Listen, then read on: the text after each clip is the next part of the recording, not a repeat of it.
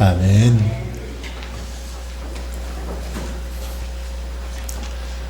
선교를 하는 데 있어서 중요한 원리 가운데 하나는 그 나라의 문화나 그리고 그 나라의 어떤 특색을 잘 알고 그 문화에 맞게 접근하는 것입니다.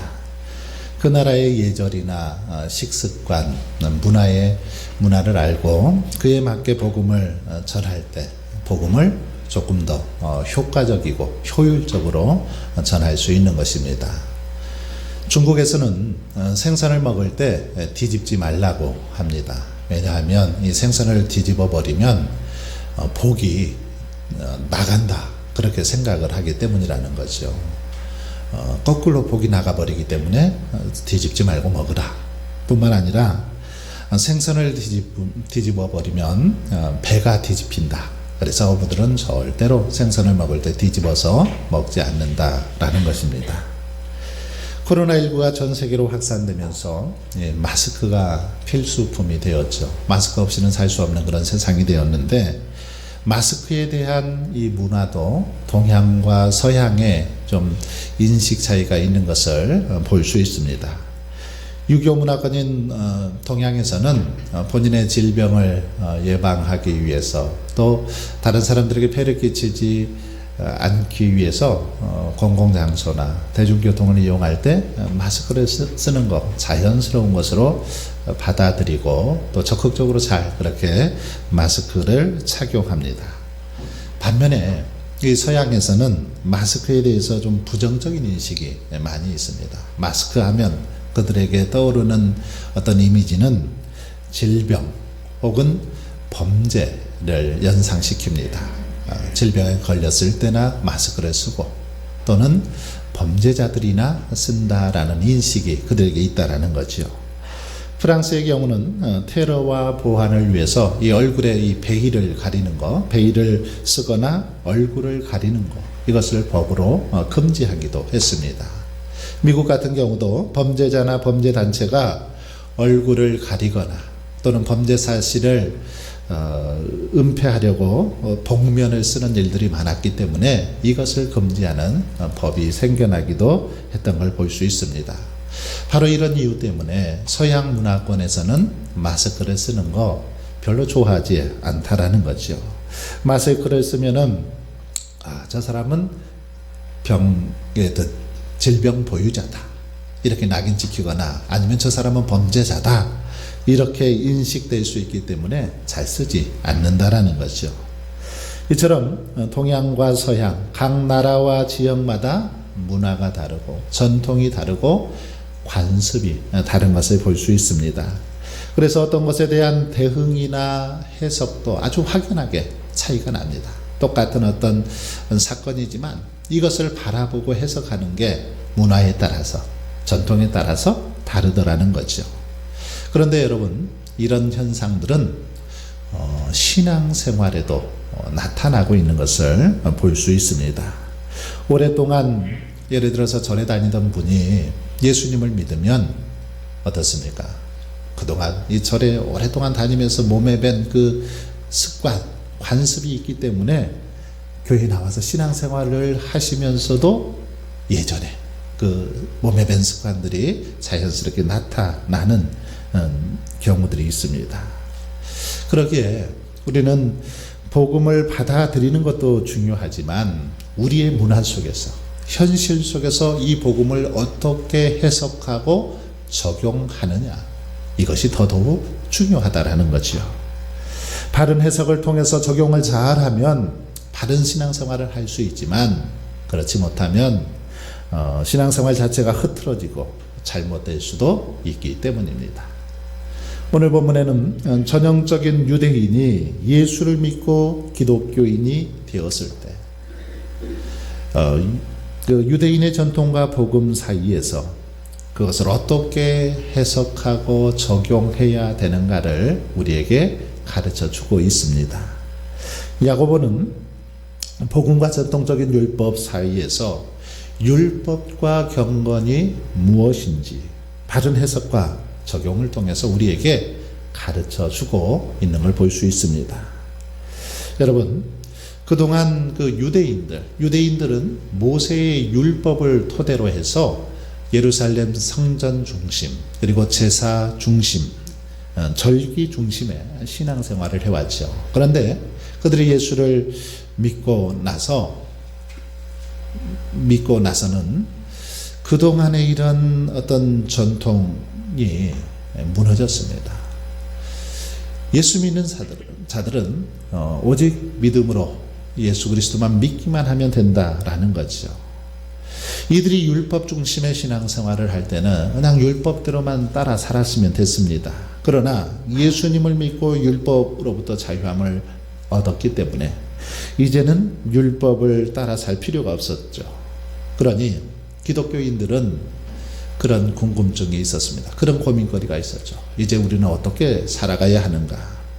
율법을 따라 살아가야 하는지, 아니면 복음에 맞게 새롭게 살아가야 하는지 고민이 되었던 것입니다. 바로 이런 고민을 하는 성도들에게 야고보는 본문을 통해서 율법이 무엇인지, 그리고 경건한 삶이 무엇인지에 대해서 우리에게 가르쳐 주고 있습니다. 야고보는 오늘 본문 25절에서 율법을 가리켜서 그렇게 말하고 있습니다. 자유롭게 하는 온전한 율법이다. 율법에 대한 해석을 야고보는 이렇게 하고 있습니다. 자유롭게 하는 온전한 율법. 가말리엘 문화에서 공부한 사도 바울이 만약에 이렇게 말했다면 이해할 만합니다. 그런데 전통 유대인이었던 야고보가 이렇게 말한다라는 거 여간 놀라운 일이 아닐 수 없습니다. 자유롭게 하는 온전한 율법, 이것이 율법에 대한 야고보의 해석인데, 야고보는 이런 말씀을 여러 번 강조하고 있는 걸 볼 수 있습니다. 야고보서 2장 12절에도 너희는 자유의 율법대로 심판받을 자처럼 말도 하고 행하기도 하라. 여기도 보면 자유의 율법대로, 자유롭게 하는 율법, 자유의 율법대로, 이런 표현을 쓰고 있습니다. 여러분, 이 법 하면 생각나는 단어가 뭡니까? 속박이라는 이미지가 강하죠. 속박이라는 단어가 연상이 될 것입니다. 하지만 사실 이 법이라는 것은 자유를 위해서 존재합니다. 매주일 멀리 전주에서, 군산에서, 또 익산에서 이렇게 예배드리러 오시는 분들이 있습니다. 참 너무 고맙고 감사하기도 하고, 또 운전하고 오시느라 힘드실 텐데도 그렇게 오시는 모습 보면 참 감동이 되기도 합니다. 아마 오늘 또 그렇게 오셨을 텐데, 만약에 이분들이, 또 여러분들이 아침 일찍 차를 가지고 이렇게 이제 바삐 교회에 오시는데 사거리에서 딱 내 차 앞에서 신호등이 이렇게 멈춘 겁니다. 빨간불이 들어온 거예요. 그럴 때 여러분 어떻습니까? 짜증이 납니까? 아니면 고맙게 여겼습니까? 저놈의 신호등은 왜 하필 내 앞에서 그렇게 멈추냐 하고 만약에 짜증을 냈더라면 아마 그런 사람들은 율법주의자일 가능성이 높습니다. 그러나 반대로 신호등이 있어서 참 좋다, 안전하게 이렇게 나를 다른 차들로부터 보호해 주니 고맙다라고 생각이 들었다라면 이 사람은 그리스도인입니다. 성숙한 그리스도인이라는 거죠. 신호등을 볼 때마다 에이 저놈의 신호등 정말 귀찮아 죽겠어, 맨날 걸려서 왜 이렇게 귀찮은지 모르겠어, 거부 반응을 보인다라면 율법주의자라는 거죠. 여러분, 모든 법 자유하게 하고자 있는 거죠. 우리를 자유하도록 하기 위해서 모든 법을 하나님이 주셨다라는 거죠. 그런데 대부분의 사람들은 이 법을 속박으로 느낀다라는 것입니다. 법이 귀찮고 싫은 거죠. 그런데 바로 율법에 대한 유대인들의 개념 역시도 이랬다라는 것입니다. 이들은 법을 잘못 해석하고 너무 확대 해석했기 때문에 율법을 아주 귀찮은 것으로, 천덕꾸러기처럼 그렇게 여겼다라는 것입니다. 속박으로 느꼈습니다. 자신들에게 고통을 주는 거고 가책을 하도록 하는 게 율법이다. 이렇게 잘못 해석을 했다라는 것입니다. 그래서 에이 어차피 못 지킬 법인데 그냥 아예 처음부터 그만두자 포기하고 그렇게 율법을 범하면서 사는 사람들이 많이 있었다라는 것입니다. 그런데 오늘 본문에서 야고보는 그들을 향해서 법이란 그런 것이 아니다 라고 말합니다. 율법이란 그런 게 아니다. 사람들을 자유롭게 하는 온전한 것이다 라고 그렇게 말씀하고 있다라는 것입니다. 율법, 우리를 자유롭게 하고 온전하도록 하기 위해서 하나님이 주신 것이다 라고 그렇게 해석을 하고 있습니다. 여러분, 왜 야고보가 이렇게 말했을까요? 하나님께서 율법을 주실 때에는 자유하라고 주신 것이지 우리들 괴롭히려고 고통당하게 하려고 주신 것이 아니기 때문입니다. 그렇습니다. 율법은 하나님께서 우리의 행복을 위해서 우리의 자유를 위해서 주신 게 바로 법입니다. 율법입니다.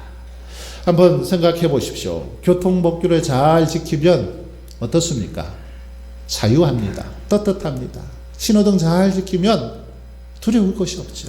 그런데 만약 급하게 달리다가 신호등을 어겼습니다. 또는 과속을 했습니다. 그럴 때 어떤 마음이 듭니까?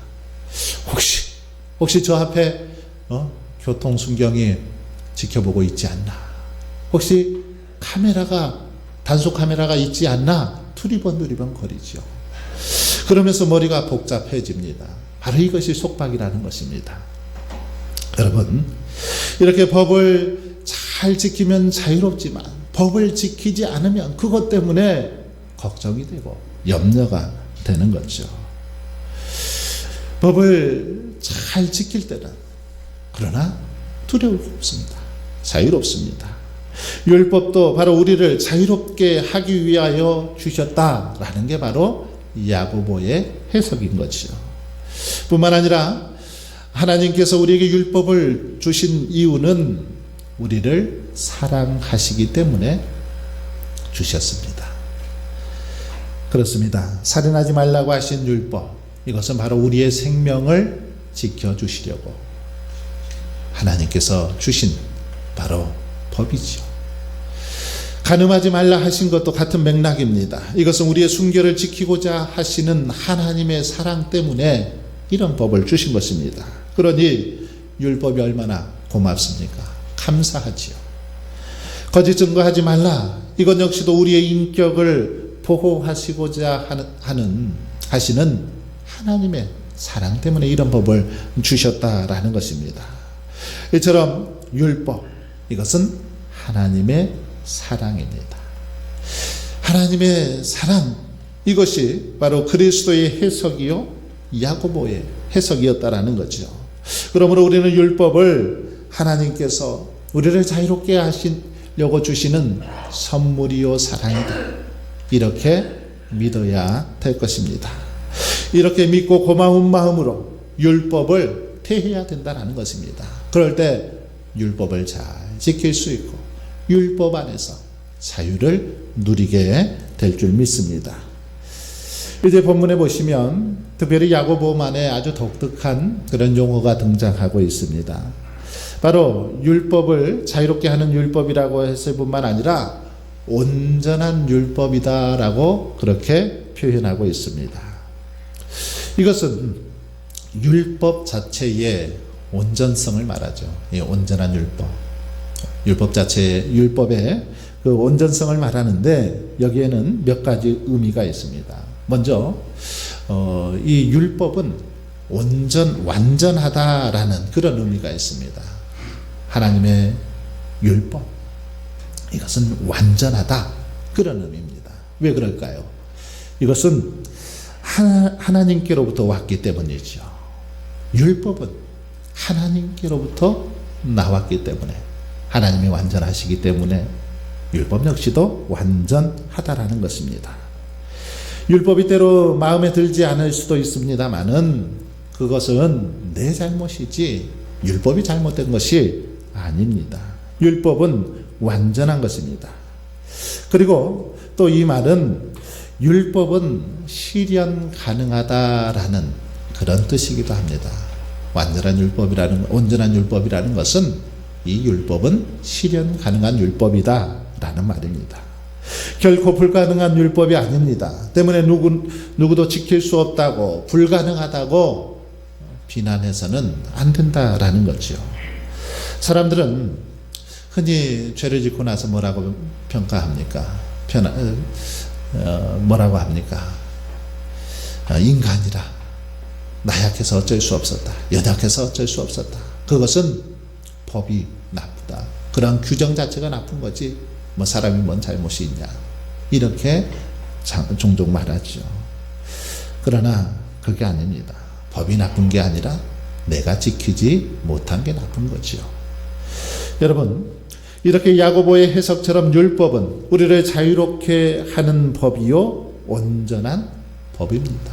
그러므로 우리는 이 율법을 잘 적용하고 실천해야 합니다. 그래서 야고보는 이 율법을 잘 적용하고 실천하는 자가 복을 받으리라, 복을 받게 될 것이다, 그렇게 말씀하고 있습니다. 그렇습니다. 아무리 좋은 법도 제대로 실천하지 않으면 의미가 없죠. 아무리 그 법이 좋아도 제대로 행하지 않으면 효과가 없습니다. 우리를 자유롭게 하고 온전하게 하는 율법도 실천해야만 효력을 얻게 되고 혜택을 받을 수 있습니다. 25절을 보십시오. 자유롭게 하는 온전한 율법을 들여다보고 있는 자는 듣고 잊어버리는 자가 아니요 실천하는 자니 이 사람은 그 행하는 일에 복을 받으리라. 그 행하는 일에 복을 받으리라. 여기 보시면 율법을 들여다보고 있는 자는 실천하는 자다, 이렇게 말하고 있습니다. 여기 들여다보고 있는 이 말은 마치 베드로와 요한이 부활하신 주님을 찾아가서 이 무덤에 찾아가서 이렇게 얼굴에 굽부려서 무덤 안을 자세히 관찰하는 그런 것을 말하는 단어입니다. 자세하게 무덤 안을 이렇게 쳐다보는 그런 모습이라는 거죠. 즉 말씀을 자세히 듣고 살피는 자, 이들은 듣고 잊어버리는 자가 아니요 실행하는 자라는 말입니다. 반대로 듣고도 행치 않는 자는 말씀을 전혀 듣지 않는 것과 같다라는 거죠. 그러므로 여러분, 우리는 무엇보다 말씀을 듣고 실천하는데 힘써야 될 줄 믿습니다. 왜 그럴까요? 행함으로 우리의 믿음이 온전하게 되고 행함이 없는 믿음은 죽은 믿음과 같기 때문입니다. 야고보서는 이것을 계속해서 강조하고 있습니다. 우리가 말씀을 배우는 것도 좋고 깨닫는 것도 좋습니다만 행하지 않으면, 실천하지 않으면 소용이 없다라는 것을 강조하고 있습니다.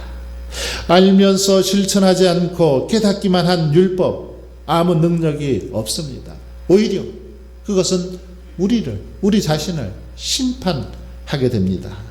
그래서 야고보는 우리를 향해서 많이 선생이 되지 말아라, 그렇게 경고하고 있습니다. 많이 선생이 되지 마라. 무슨 말입니까? 많이 알고 많이 배우는 것도 좋지만 실천함이 없을 때 그건 아무 의미가 없다라는 겁니다. 오히려 내가 알고 있는 그 율법이 내게 심판자가 되어서 더 큰 심판을 당할 수 있기 때문에 그렇게 많이 선생이 되지 말라고 경고하고 있습니다. 여러분, 그렇다면 우리가 율법을 행한다라는 거 무엇일까요? 율법을 행한다라는 거, 여기서 강조하고자 하는 행함은 율법주의자들의 율법 수행 양식을 말하는 것이 아닙니다. 어디까지나 그리스도인다운 율법 수행 양식을 말하는 거죠. 즉 외면적으로 살인하지 않고 도둑질하지 않고 간음하지 않으면 되는 것이 아니라 한 차원 높여서 하나님 앞에서 이 내면적인 아주 성숙한 그런 믿음의 삶을 살아가는 것을 말한다는 것입니다. 그런데 많은 사람들이 이것을 잘못 이해합니다. 그래서 내면적인 삶은 무시하고 외면적인 것만 중시하죠. 그래서 외적이고 형식적인 종교 의식이나 예배와 제사 혹은 율법에 대한 지식으로 그리고 또는 신비 체험 같은 것으로 그것을 대체하려고 하는 경우들이 많이 있습니다. 어떤 경건한 모습을, 거룩한 모습을 외적인 형식적인 그런 모습들로 대체하려고 할 때가 많이 있더라는 거죠. 오늘날도 마찬가지입니다. 우리들 가운데도 진실한 경건은 생각하지 못하고 형식적인 그런 경건에만 관심을 두는 사람들이 많이 있습니다. 그래서 이 사람들은 그렇게 말하기를 좋아하죠. 나는 몇 시간 기도한다. 나는 일주일에 몇 번씩 교회에 나온다. 나는 하루에 몇 시간씩 성경을 본다. 나는 일주일에 몇 번씩 금식한다. 이렇게 말하길 좋아하더라는 겁니다. 물론 이것이 전적으로 틀렸다는 것이 아니라 이것도 해야 되지만 무엇보다 중요한 것은 실속이 있어야 된다는 거죠. 내면으로부터 깊은 변화가 있어야 된다는 겁니다. 내면에 아름다운 열매들이 나타나야 된다는 거죠. 내면적인 경건이 없으면 외적인 경건, 이것은 아무 의미가 없기 때문입니다. 그러면 여러분, 야고보가 말하는 참된 경건 무엇입니까?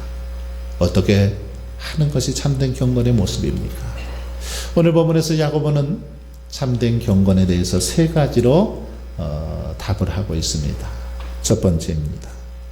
첫 번째, 야고보는 혀를 조심하라, 말 조심하라, 이렇게 말하고 있습니다. 말 조심하는 것, 이것이 경건이라는 겁니다. 여러분, 그렇습니다. 그 사람이 경건한가 그렇지 않은가의 차이는 그 사람의 말을 보면, 언어를 보면 대번에 알 수 있습니다. 말은 그 사람의 인격이요, 경건의 척도이기 때문이죠. 그러므로 여러분, 경건한 성도들은 무엇보다도 말을 조심해야 됩니다. 이것은 성경이 계속해서 강조하고 있는 것이죠. 새벽에 우리가 잠언을 계속 보고 있는데 잠언서에서도 계속 집중해서 강조하고 있는 게 이 말 조심입니다. 말 조심. 지혜로운 사람들, 의로운 사람들, 말 조심해라. 이것을 잠언서에서도 강조하고 있습니다. 참된 경건, 말 조심해야 된다는 것입니다. 가려서 하고 신중하게 해야 된다는 거죠. 왜 그럴까요? 우리가 한번 뱉은 말 그냥 다 사라져버리는 것이 아니라 이 모든 말을 하나님이 다 듣고 계시기 때문입니다. 민수기 14장 28절에 보면 하나님께서는 원망과 불평을 일삼는 이스라엘 백성들을 향해서 그렇게 말씀하고 있습니다. 너희 말이 내 귀에 들린 대로 내가 너희에게 행하리. 하나님이 우리의 모든 말들을 다 듣고 계신다는 것입니다. 그러니 말 조심하라는 것이죠. 그러니 함부로 말해서는 안 된다는 것입니다. 속이는 말, 무책임한 말, 험담, 농담, 이런 것들 함부로 말하지 말고 신중하게 가려서 하라는 겁니다. 여러분, 경건한 사람, 무엇보다 말을 조심해서 하는 사람들입니다.